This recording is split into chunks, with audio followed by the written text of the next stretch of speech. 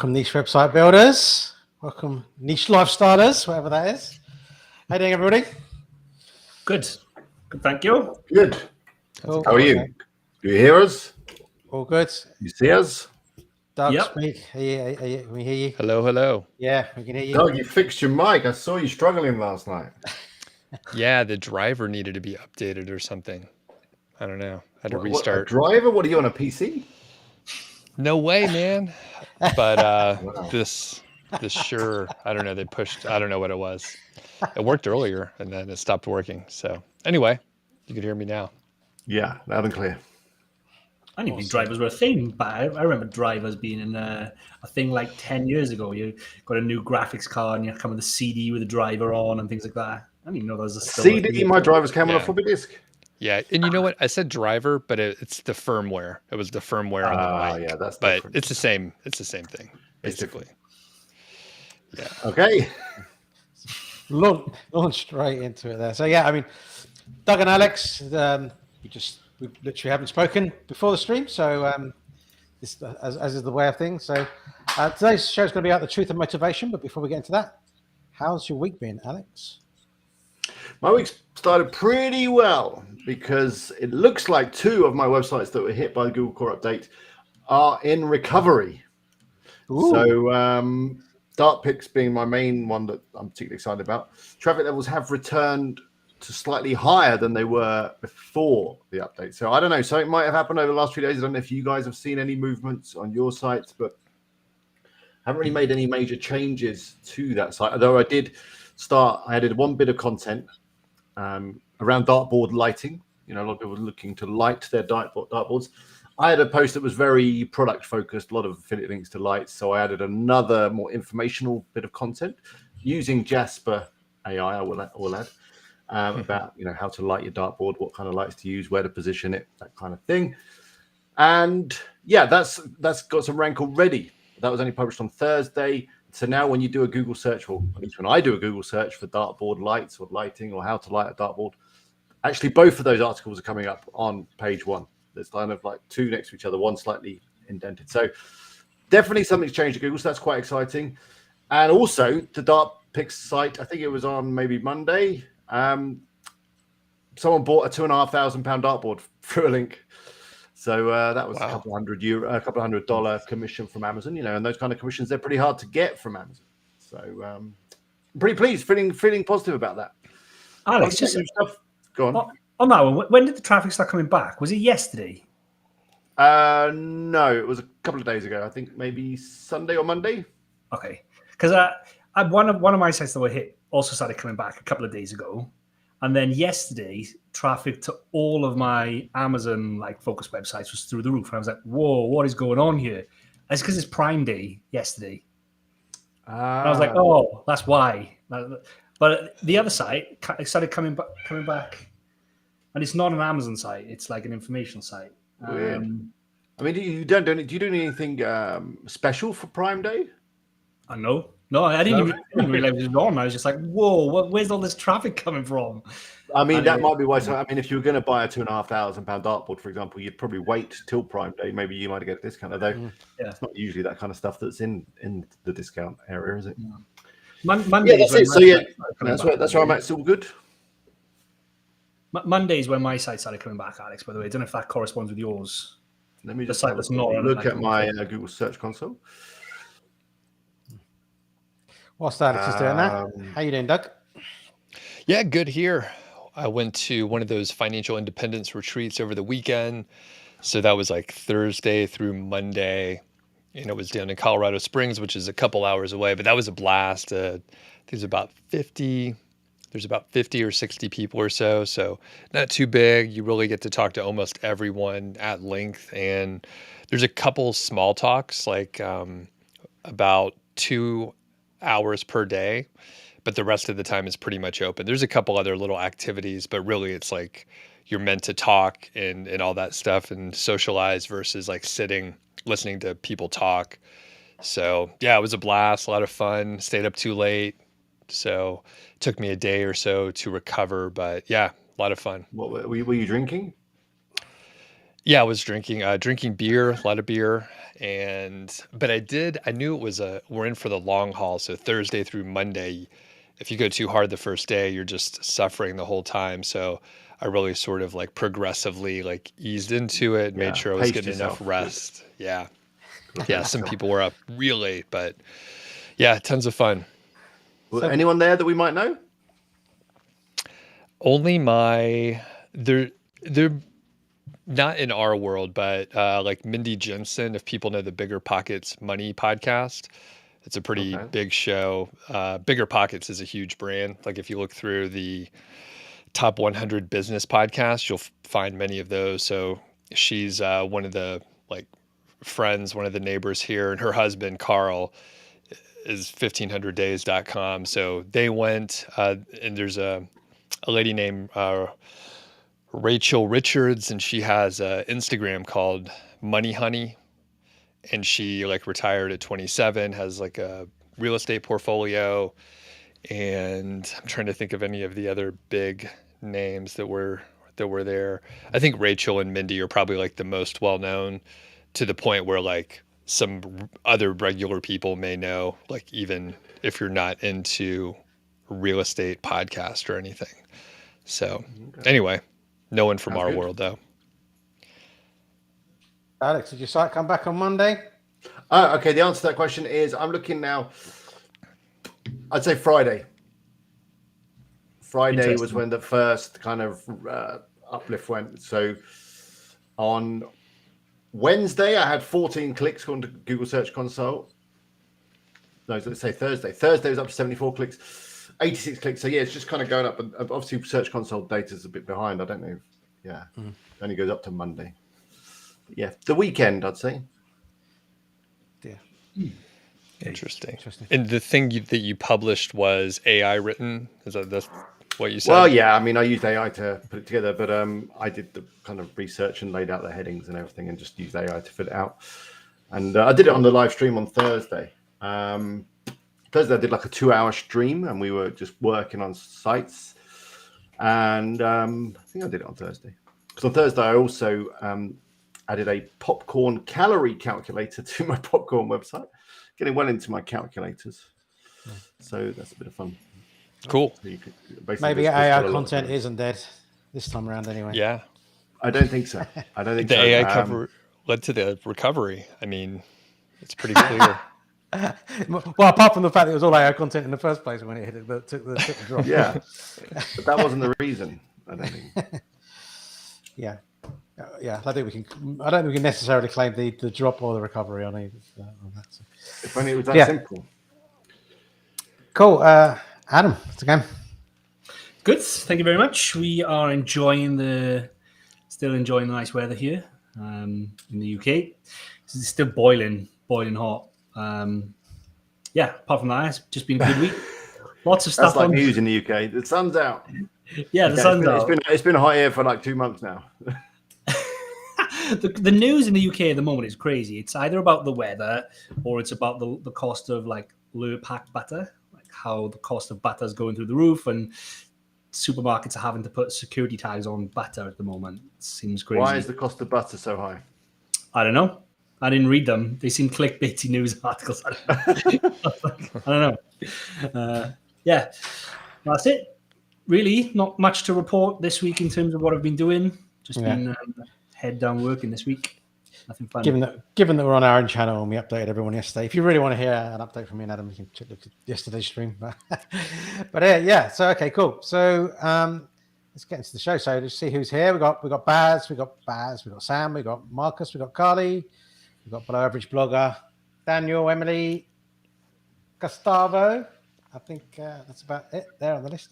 I think I might miss people at the top. Tim and Brian. Sorry, missed you at the top there. But yeah, hope everyone is doing well. Quick bit of housekeeping. So if you're new around here, don't forget to like and subscribe. We meet up every Wednesday at this time, sometimes on this channel, sometimes on Alex's channel, WP Eagle, and sometimes on Doug's channel.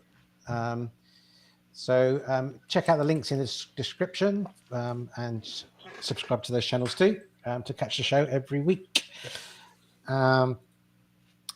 if we get enough likes this week on the show, then we will do a giveaway at the end of the show for some niche website builders merch, t-shirts. You can't see it because of the sun. Caps and mugs and stuff. So yeah, get liking, and we'll do a draw at the end. And one last thing, as always, in the description we have our latest offers and deals. So check out the link in the description for any offers and discounts on niche website builders products and services. Right, so onto the show then. So we're going to talk today about the truth about motivation, and there's a few topics that kind of came up. I recently read a book by Stephen Bartlett called Happy Sexy Millionaire, which is really good. We talked about Stephen Bartlett before on the show. I don't think he's not so well known in the US, but he's like on Dragon's Den like guy at the moment. But he created a social media agency. He was like a multi-millionaire at the age of 25 from creating a social media agency. He floated it on the stock market, I think, and things like that. But huge company, like 700 people or something at one point. Social Chain, it's called, isn't it? If people Social Chain, yeah. But there's a number of these chapters in his book that are really good. One of them is about motivation. But the title of the book, Happy Sexy Millionaire, comes from the fact that he came from very, very poor backgrounds, like very poor in kind of London. And actually, I think he was originally born abroad, but he came to London, or his parents came to London. He was very poor background, but he kind of wrote in his journal one day that he wanted to be a happy, sexy millionaire by 25 or whatever. And he kind of got it there. He kind of achieved his goal many times over. I realized, that wasn't the thing that made me happy. And like, you've heard this thing before, right? Money doesn't make you happy. There's other things, but like people still kind of, head for these goals, and you kind of got to look a little bit deeper. It's not just about the money. It's kind of like other things, or is it even about the money at all? But this chapter about motivation, it's a couple of things I kind of wanted to cover off. It's like motivation, the myth, the difference between intrinsic and extrinsic motivation, and how that can have an impact on your motivation and where your motivation is directed. I think you better clarify what those two words mean. I will come to that. Don't worry. Oh God, I didn't know we're having a psychology lesson on today. Oh yeah, and then we're going to talk about the top 5 regrets of the dying, which is an interesting thing. A little bit about burn up and living life your way. So there's a few things to cover off there, but like the things at the end are very, very quick. But in terms of you kind of have an agenda for these. I know. These chats. Good, huh? Good, isn't it? Yeah. I know. Normally you don't, or normally it's been. Normally I don't. I thought I'd structure it. But just the motivation, the myth. I think it's worth just mentioning that if we hear about successful people, or the traits of successful people, or you look at social media for too long, you'll see things that make you feel not insignificant. It makes you feel insecure, or think that you're good and not good enough compared to other people, because you'll see the traits of successful people, and that's like they get up at 4 a.m. every morning, they meditate for an hour, then they cold shower, their green tea, have a cold shower, go for a run, all before 8 o'clock, and it's not realistic and actually quite damaging to set those bars for people to make them think that you have to be kind of that perfect, or that motivated to be successful, and everyone's people striving towards those goals can be really difficult. So I think, what's your thoughts on that, I guess, to start with, kind of, Doug? Which part? Just the social media and toxic hustle culture? Just like that belief that you, to be successful, you need to be doing these mythical humanoids that can do super. I'm against it. I'm against it overall. I think I'm against it. It is demotivating. I think I have gotten up at 4 a.m. and done all the stuff that you were talking about, but I had to pull time from somewhere, and it was like unsustainable, and I knew it at the time, and I say that now, So I think I'll take the positive route first and say it is cool to see, an example of maybe someone that's like you or that you can identify with, and like they've overcome their little thing, but they always have to pull it from somewhere. I pulled it from like sleep and energy and attention to my day job. So I pulled it from there, and those were sacrificed. And then I had to come back and fill those in. Now, excuse me, now I'm trying to sleep more, and I took a nap like the last 2 days just to catch up from the weekend.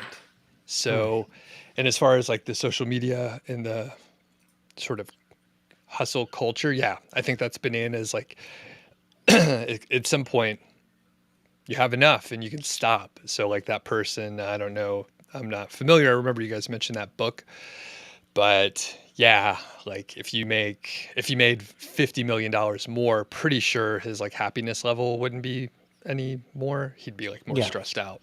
So Yeah. Yeah. Alex, what are your thoughts? I hate all that stuff too. I mean, I think it can be demotivating because people do want to change their life. They want to be successful, but then they hear that, okay, I need to exercise more. I need to sleep more. I need to get up earlier, take cold showers, meditate, listen to podcasts, read books. And it's all just so overwhelming that then you kind of get stuck and you don't know where to start. And actually, I think Matt actually put a tweet up a few weeks ago on this and said, his morning routine is he gets out of bed when he wants, has a coffee, does work. That's it really. And he's obviously very successful. So I think a lot of people can think that, if I don't do that, then I can't be successful. So I'm not going to do that. So what's the point of even trying? And completely just kills their motivation and their drive to actually crack on and do something because they don't want to get up at 4 a.m. And it's all crap, right? Like 99%. A lot of it is crap. Like it's people talking. They're presenting. I think it can work for some people. It can probably work for some people. And some people that have become successful did do some of those things. Whether they would have become successful without those things, we don't know, do we? But I think 99% of successful people probably aren't as rigid and as disciplined as kind of someone who does that kind of every day and never loses motivation. You see a lot of these people tweeting and YouTubing stuff about how they're so wonderful at getting up and meditating and they don't drink and they don't eat the wrong food and they exercise all the time and they put all their best bits into their business and they're making millions of dollars. Are they really? I don't know. Obviously, everyone's got these personas online that are going to be their best reflection of what they want to be, maybe. I don't know. Yeah. And I see what they're trying to do. They're all trying to motivate and encourage people, but it can have the opposite effect. Well, because this guy's successful, like one of the most common questions he gets is just assumes that he has unwavering motivation, and they ask him, how do you stay motivated, like day in, day out? And he goes, and his answer is like, I don't. Like it's not realistic. I'm like anybody else. Like some days I'm more motivated than others. Sometimes I'm like really focused. Sometimes I'm just all over the place and going down YouTube rabbit holes or whatever. Like I'm just, that's the truth of it. But Adam, what's your thoughts on it? I think the same as Alex there in terms of like how real are these people. Like I see a lot of this stuff on TikTok at the moment. Like people like telling you what your daily routine should look like for success, or if you want to get in shape, then these are the top 5 things. And they're really clickbaity because like if you do those 5 things, you're not going to look really good instantly. And if you do these list of 10 things, you're not going to become successful instantly. Like it feels like they're trying to give you the short answer, like do these 10 things and that's it. It's like magic. It happens overnight, but it's not. And then I see a couple of like other ones then. It's like they're taking the mick out of they're making fun of these other accounts. And it's like, this guy's like, hey guys, just got up. It's 3 a.m. Can't believe it. I'm just going to go for a run. And then his mate's like, yo, dude, what are you doing? It's like 4 p.m. Why are you saying that? He's like, yeah, but I'm going to post it tomorrow morning at 3 a.m. so my people think that I'm up early and I'm hustling. I wonder how many people are like that, like doing that stuff. Yeah. Well, and to piggyback on that point, I think it's more about consistency over the long term, right? Like you're saying, it's not going to be in a week. It'll be like, 50 weeks in, like that's when it clicks. But if you look at it that way, then you don't have to be motivated every day. If you don't feel like the big workout, you can do a smaller one, maybe wake up 15 minutes later at 4:30 and start your day a little bit later, like the rest of everybody. It is like going to the gym, isn't it? You go to the gym and you do one massive session, and it's going to have no impact. You go to the gym every 3 days and do just a normal workout, and over the space of a year, it's going to have a massive impact. And it's the same with everything in your life. Like, there's no consistency. It doesn't matter how much effort you put in for the short term. Probably not going to see the results you want anyway. And I think that's probably where he comes back to Stephen. He's like, I'm not motivated every day, but I only have to be motivated a couple of times a week and get a lot done in those times I am motivated over a long enough period of time to be successful. Yeah, definitely. It's about small gains, playing the long game, and a little bit each day. And that's something else I think, that we've covered on here, and I think he speaks about in his book as well, if I remember. It's consistency more than anything else. Derek asked a good question. He's like, he thinks we're all successful because we each got YouTube channels. What time do we get up? Like, what time do you guys get up in the mornings? If we're talking about people getting up and hustling. I got go on, Alex. Well, the two parts that I think you're successful because you each have YouTube channels. I think having a following / community / audience, whatever you want to call it, is a huge catalyst on your road to success. Just by having people that you can talk to, share stuff with, market to, maybe is one word. It does have a huge effect. And also then when it comes to services and things, you tend to get special treatment. I don't know. So definitely, if you can build an audience on YouTube or wherever, you definitely have a big lever. In terms of what time I get up about 7:30 most weekdays because of the kids. They need taken to school or somewhere or whatever. Maybe the weekend I'll go a little bit later if I can. But I know Doug goes to bed at like 8 o'clock every evening, so you're probably like up at 4 or 5. Yeah.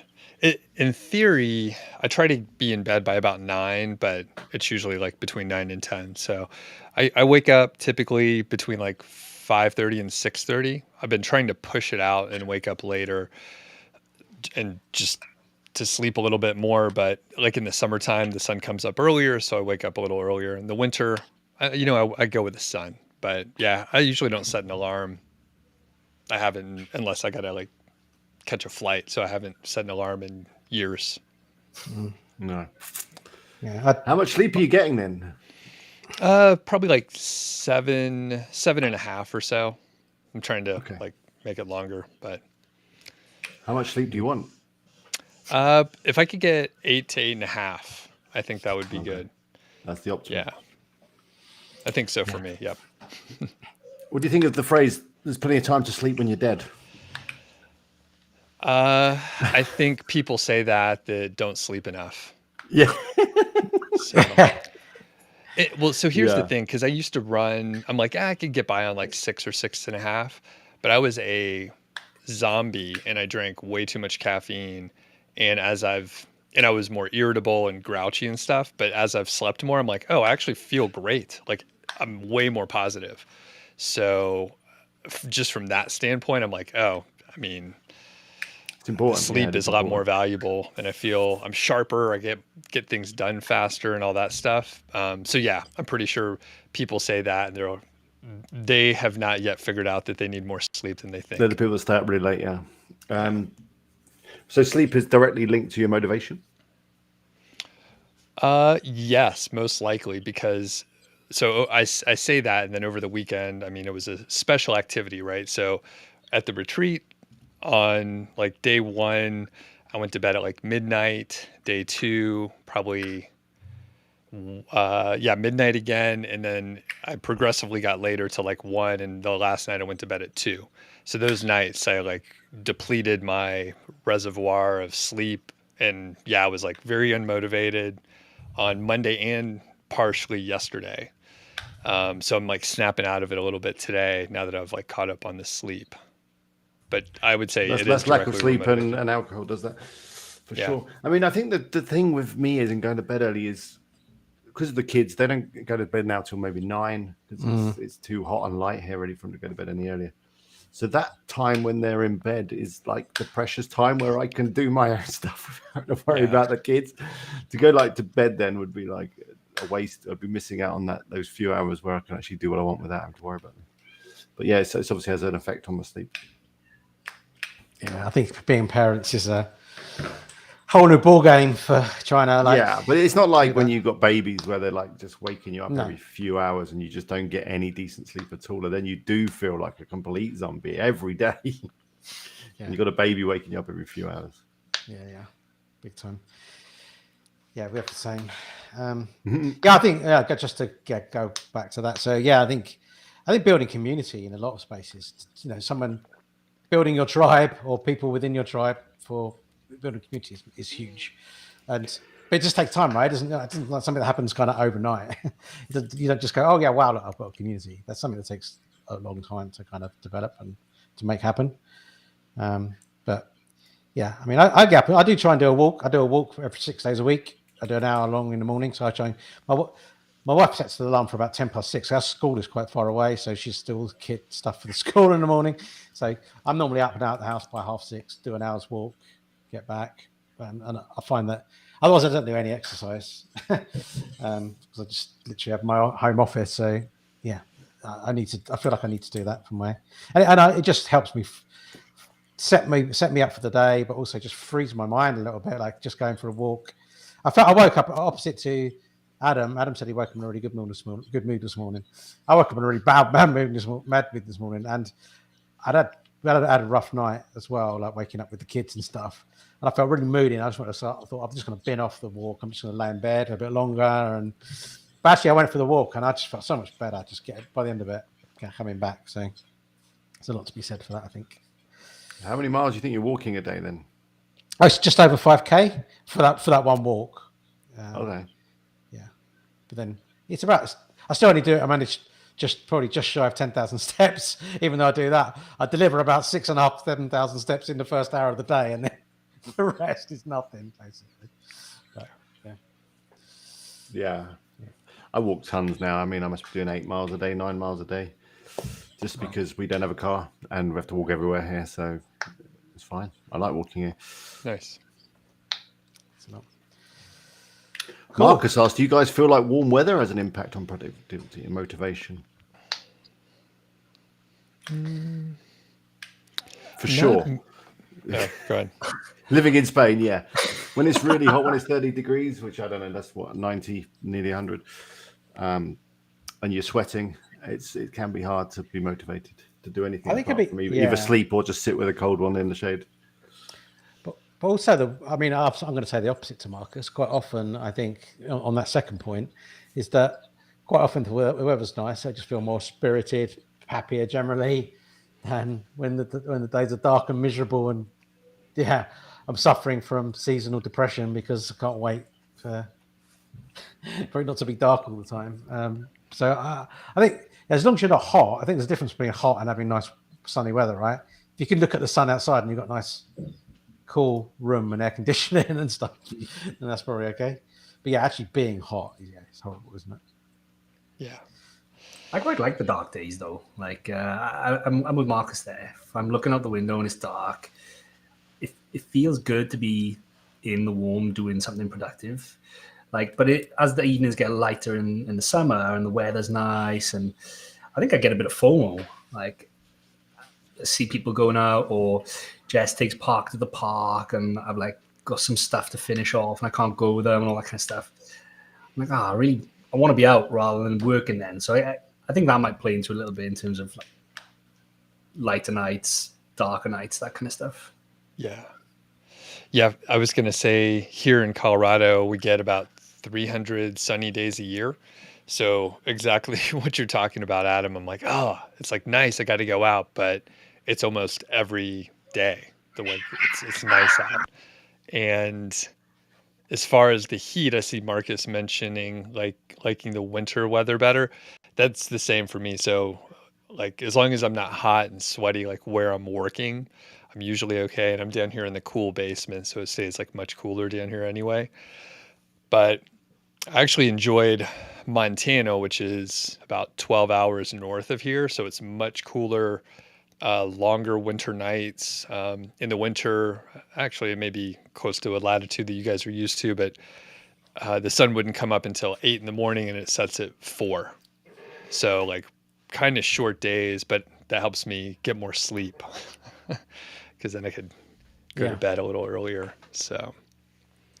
And I guess all this, like sleep and how you feel in the mood, is comes back to what Insanity Antics says here. It's to do with just general mental health overall, right? Like, if you get a good night's sleep, you feel better. And if you are in a cooler environment and you're sweating, but you can still see the sun, like, it does affect your mood. And I guess it comes back to mental health in that aspect. Yeah, for sure. Okay, so moving on to intrinsic and extrinsic motivation then, Alex. So intrinsic motivations are ones that come from within. So things that you desire, things that you want to do, things that make you happy doing, versus extrinsic motivation, which is basically external motivations, right? Such as money or recognition or fear of not losing your job. Like, all those things are kind of external to you rather than internal. And if you think about it, like, if you heard of the flow state before, like, where you really get into something, and generally, like, flow state is, when you you get your head down into something and you just get so absorbed in it that time disappears, and like, before you know it, like, it's hours have passed, but it feels like minutes, and but you've really got into the flow of like what you're doing and achieving. That's what they call like flow state. And like, generally you're going to get, well, almost universally, you're going to get into flow state much more easily doing something you love and enjoy and are interested in, than something that's you're not so interested in, but your motivation is elsewhere. So with money and that kind of thing.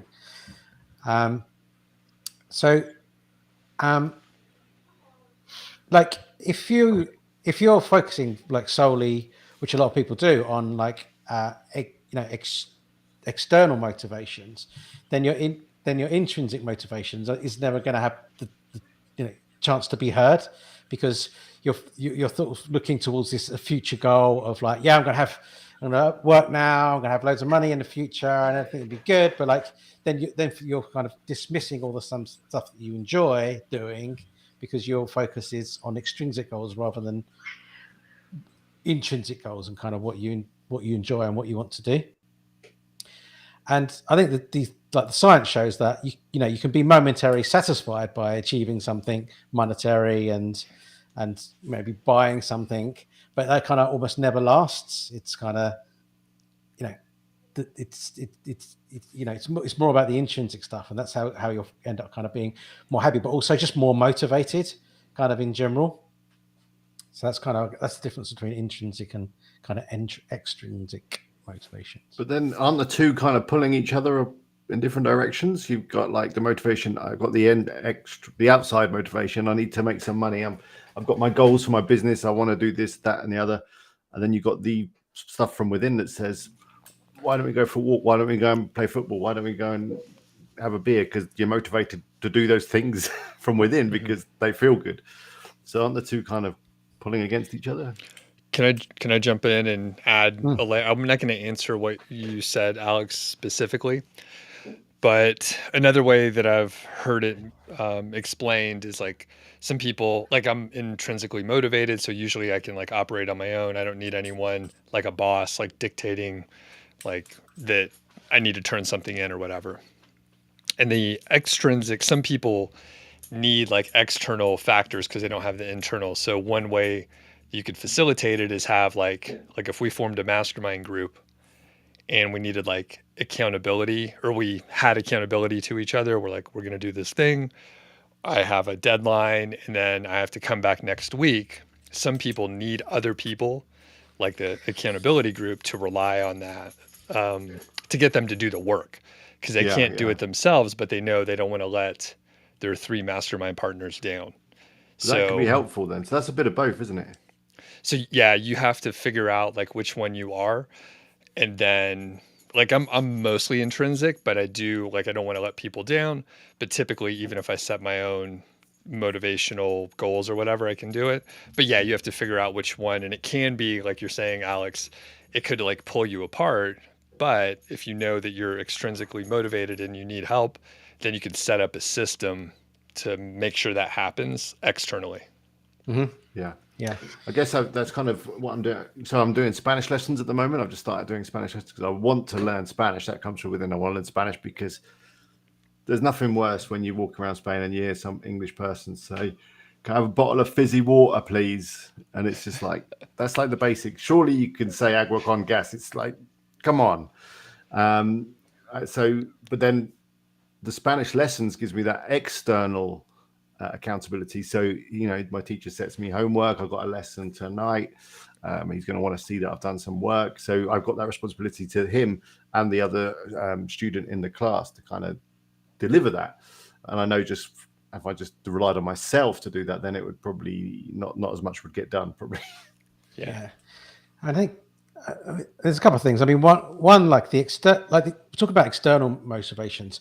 Think about like what your parent, or when we grew up, like what your parents expect you to be. They want you to be like, what was the desirable careers, to be like a lawyer or like policeman or whatever. And now with social media, like you got expectations. Well, maybe you should be an influencer. Like everyone wants to be a YouTube influencer, right? Or you want to be a millionaire, or you want to be a musician or whatever. Like maybe it's like those external factors telling you should be a good lawyer because that's going to set you up for life. That's going to be a great career. But actually, that's not what you felt inside. That's what you feel like you want to be because you've been told that's what is a good thing to want to be. And so you pursue that for a long period. I know I can't, including my wife. Like I know countless people have gone to uni or whatever, studied something, and then 10 years down the road, I've just completely switched and gone, I wish I hadn't studied. If I do it again, I would not study that because that was just what I thought was right and what someone told me was right, but actually it's not what I wanted to do. I think that's kind of, one aspect of it is like you're being told from these external forces what's right and what you should be doing. And actually, and you follow that, but is it actually really what you want to do? And that's kind of a very different thing. And there was also a study they've done studies for intrinsic versus extrinsic stuff. So for people that enjoyed doing specific tasks, they did a study where they got two groups of people and they started offering payment for specific tasks, so the tasks that they enjoyed doing. And actually what they found was that when they got the choice of doing those tasks again, the people who got paid were less motivated to doing that task than before, because suddenly, have I got it in my notes? Like, I can't remember how, but suddenly they felt answerable to somebody else. That it wasn't all autonomy and all their freedom to have to do that task they wanted to do. It's called the Undermining Effect. So if you're paid to do something you love doing, you're likely to lose motivation. Is obviously what that means. So the weird scenario is there. Yeah, it's kind of a weird psychological thing. You get paid to do it, you actually lose motivation, even though you enjoyed it in the first place, because now you're kind of answerable to somebody else. That's weird. Yeah, it is kind of weird, isn't it? But yeah. So I know that when I went to university, I studied computer science. I mean, luckily for me, I was interested.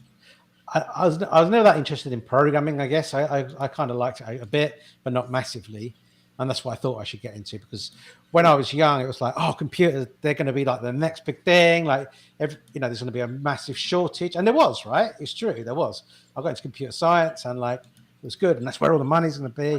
But I got told that. I mean, luckily for me, I was kind of in the right ballpark. My wife did. Don't want to get them too confused. My wife did systems analysis, and she fucking hates computers now, and hates social media, and hates anything to do with IT. She worked in banks doing IT because that was the right thing to do. 10 years later, hates the thought of him doing that. She'd never do it again. And I don't know what you think, but I don't know. When you first started out in your career, do you ever feel that you were being led down a path that this was the right thing to do? Yeah, definitely for me. Doug, I did computer engineering, similar idea where it was like, oh, computers are big, blah, blah, blah. And it ended up being fine for a while. And I think probably, I don't know, 2/3 of the way in, I realized, oh, I don't think I want to do this job. Like, it's fine. I'm okay at it, but I'm like, I don't know if I want to do this. And I finished the the degree and then got into consulting, which ended up working out okay. And I'd never had to use the exact degree. But then I realized I didn't like that specific job either. But again, it was fine. But like you're saying, at the very beginning, you get led down in this path. You make some decision when you're like 17 or 18 and you have no idea about anything. You're an idiot at that age. And you're like making a decision that will lead you down a path for, potentially like 40 years or whatever, but at least a few years when you're going to college, but potentially until you realize you hate the job that you're doing. Yeah, for sure. Mark, Yeah, sorry. Go on, Adam. I was going to say, you took a gap year, though, Mark, before going to university, right? And I wondered if that kind of... I'm not making that up, right? You did take a gap year before you did university, didn't you? I actually didn't go to uni, and I went and worked for 3 years. Then decided to go to uni. But it's interesting you went, because usually the thing you taught growing up is you finish school, then you go to university, then you start your career. But you kind of didn't do that traditional route. You worked, but even still then, you were still influenced to go and work and do your degree in computer science. Do you think I never took a gap year, but I always assumed a gap year, people would realize it during that gap year, actually, I didn't want to do that, or I won't actually want to. That's not what I want to do in my life. But that didn't happen for you. Yeah, it was a double motivation actually. So the weird thing about, I don't know. At my age, but when I don't know if it's like an age thing or whether it was a my school thing. But in my school, almost nobody went to university. Virtually no one. I probably knew one or two people in my entire year at school, of which there was a couple of hundred people. That was probably your school, but my school, pretty much everyone did. Same, yes. It was I didn't. So hang on, you three have got degrees? Yeah. Yeah. Interesting. So they didn't go. Nobody went. So it was actually, it wasn't even on my radar, to be honest. Everyone just left the school and went and got a job. It just wasn't something. I didn't even use the word university or talk about university as a thing. It just wasn't a thing. No one talked about it. The teachers didn't talk about it. Parents didn't talk about it. Oh no, it was Nobody a big talked push. About it. You're talking about college sixth form time when you've done your A levels, right? When you get the second year of A levels, the universities, they start coming around. There's the UCAS thing. You just got to pick your course, pick university. Everyone's doing all this stuff. And I was like, I think I had enough of school. I think I pretty had enough of school. I kind of regretted it in the end because I know everyone had a real good time and partied hard and all that, which is all I'd have come out with is just cirrhosis of the liver, probably not a degree, but so I missed that aspect of it. Yeah. But I didn't have any desire to do that, and my parents didn't push me to go to university, which was kind of weird because I think a lot of people are pushed by their parents to go to university. Yeah. If there's any kind of hope, again, and you just do some random degree in media or some other weird thing. This is obviously going to be of no use to you in the future anyway. My degree's in media, Alex. So yeah, that's what I said. and do you draw on that degree daily in your? I know it's not in media, by the way, but no, I don't draw my degree in general. I don't think. No, I think unless you're going to be a scientist or maybe doctor, something vary of the traditional degrees like maths, science, that kind of thing. It's medicine, law. Probably quite useful to know all that stuff. Other things, I don't think so. I think most of the time you learn from your experiences and from messing stuff up, don't you? My degree is international business management, and we run a business. But I don't feel like there's any learnings that I apply. International business management. What the hell? You did. That sounds quite useful now, Adam. It does sound. It sounds useful, but it sounds general. I mean, surely every business is different for a start. There's going to be some rules, but you just read E-Myth or whatever, don't you? You could do it in a week. You don't need to spend 2 years in university. Yeah, no, definitely. I don't know. So I went to insurance for 3 years and then decided I had a bigger group of younger friends, and they all went on to uni and were having the time of their life, getting smashed on cheap beer, and they were, as far as I said, they were going to go and do the career they wanted. At the time, I just got into insurance because it was a job that came up in the newspaper or whatever, and I applied for it because it's okay, well that sounds like it might be okay. It's not because I had a desire; it was all about the end goal. How much money can I earn for that? All right, I'll do that work for that money. It was not because I wanted to do that job as such. So then I thought, well, why the hell are they having great fun at uni and going to do the job they want? and I'm sitting here like doing a job I don't want. So I decided to go to uni, and I think the only thing it's good for, I mean, like nobody does A levels, nobody uses their A levels or their GCSEs, right? Nobody uses the university